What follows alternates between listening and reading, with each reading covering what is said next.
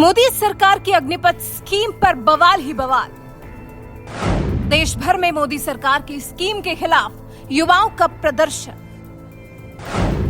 Agnipath scheme के खिलाफ देश की सियासत ने भी पकड़ा जोर।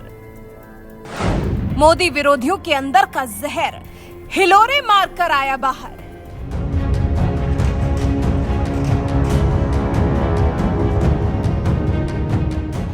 जी, युवाओं को 4 साल के लिए सेना में भर्ती करने की केंद्र सरकार की अग्निपथ योजना का विरोध पूरे देश में हो रहा है। दिल्ली, बिहार, हरियाणा, उत्तर प्रदेश, राजस्थान के अलग अलग शहरों में अभ्यर्थी भारी संख्या में विरोध कर रहे हैं। देश के कई राज्यों में उग्र प्रदर्शन हो रहा है। बिहार में तो प्रदर्शनकारियों ने कई ट्रेनें फूंक दी और नवादा में बीजेपी कार्यालय में भी आग लगा दी। हरियाणा के डीसी दफ्तर पर पत्थरबाजी हुई। पुलिस को जिसे नियंत्रित करने के लिए हवा में फायरिंग भी करनी पड़ी। और इसी बीच में एआईएमआईएम अध्यक्ष असदुद्दीन ओवैसी ने सरकार की इस नई स्कीम का विरोध किया है। उन्होंने लिखा, अग्निपथ योजना में कमी नहीं आएगी बल्कि इसमें इजाफा होगा। पाकिस्तान से आतंक का मसला अभी हल नहीं हुआ है और दूसरी ओर चीन हमारी जमीन पर कब्जा कर चुका है। हमारी सेना आपकी स्कीम और ब्रेन वेव की प्रयोगशाला नहीं है। ये योजना देश हित में नहीं है। इसके बाद उन्होंने लिखा, तू ना थकेगा कभी, तू ना रुकेगा कभी, तू ना मुड़ेगा कभी, कर शपथ, कर शपथ, कर शपथ। अग्निपथ, अग्निपथ, अग्निपथ। नरेंद्र मोदी, इन्हें कपड़ों से ना पहचानिए, ना ही गोली और बुलडोजर चलाइए। अपना गलत फैसला वापस लीजिए। देश की 66% आबादी युवाओं की है, बात को समझिए। इसके बाद फिर ओवैसी ने मोदी सरकार की अग्निपथ स्कीम के विरोध में एक और ट्वीट किया।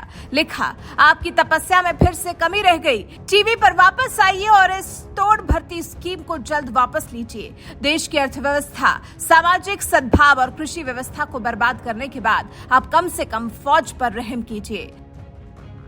वहीं कांग्रेस के वरिष्ठ नेता पी चिदम्बरम भी ओवैसी के सुर में सुर मिलाते दिखे। उन्होंने इस योजना को विवादास्पद करार दे दिया। चिदम्बरम ने कहा, इस योजना में कई जोखिम हैं। ये सशस्त्र बलों की पुरानी परंपराओं और लोकाचार के खिलाफ है और इस बात की कोई गारंटी नहीं है कि इस योजना के तहत भर्ती किए गए सैनिक बेहतर प्रशिक्षित और देश की रक्षा के लिए प्रेरित होंगे। हमने रिटायर्ड सैन्य अधिकारियों की राय सुनी है और देखी है। लगभग सर्वसम्मति से उन्होंने इस योजना का विरोध किया है और हम मानते हैं कि कई सेवारत अधिकारियों के भी इस योजना को लेकर यही विचार है। वहीं कांग्रेस और ओवैसी से अलग अखिलेश ने अग्निपथ से पथ पर अग्नि न होने की गुजारिश की है।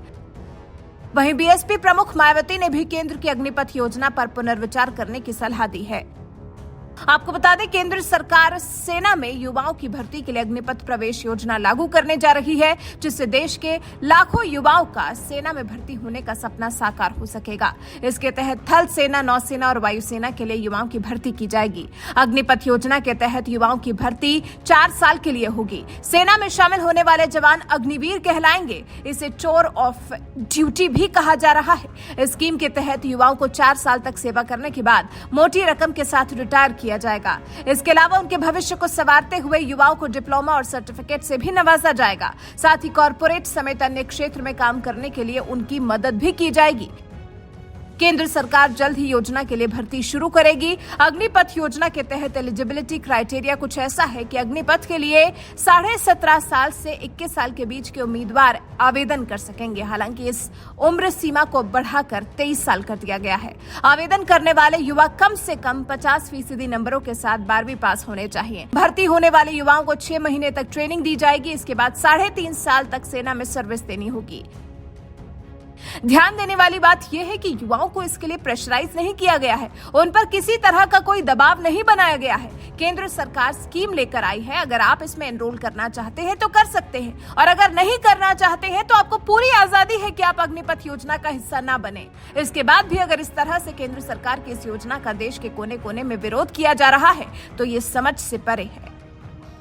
आपकी इस बारे में क्या राय है? क्या अग्निपथ योजना के विरोध में जगह जगह हो रहे प्रदर्शन का आप समर्थन करते हैं या फिर देश की संपत्ति को यूं फूंक देने वालों के खिलाफ आक्रोशित हैं? और फिर ओवैसी की अग्निपथ कविता साझा करने के अंदाज पर भी आपकी टिप्पणी जरूरी है। हमें कमेंट कर बताएं कि आप इस बारे में क्या सोचते हैं।